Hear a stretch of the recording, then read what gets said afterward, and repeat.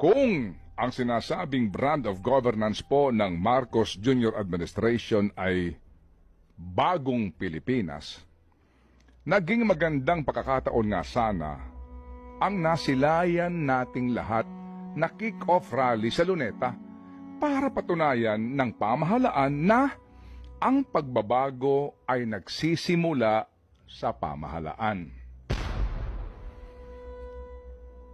Dahil kung totoong bagong Pilipinas, ay dapat wala ng hakot system.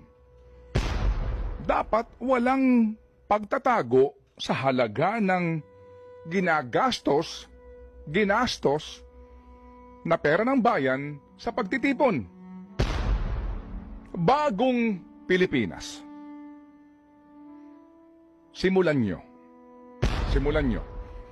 Magtipid kayo sa paggasta sa pera ng bayan. Ingatan ninyo ang pera ng bayan. Huwag pilitin ang mga Pilipino sa ayaw nila.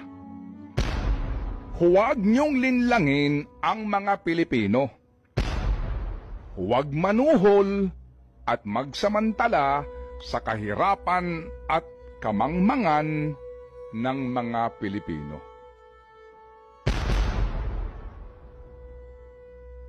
Walang magiging pagbabago sa Pilipinas kung ang mga pinuno nito ay puro salita at kapos sa gawa.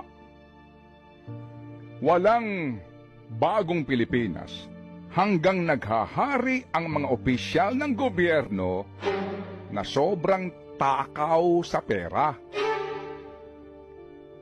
at labis-labis ang kasakiman sa kapangyarihan.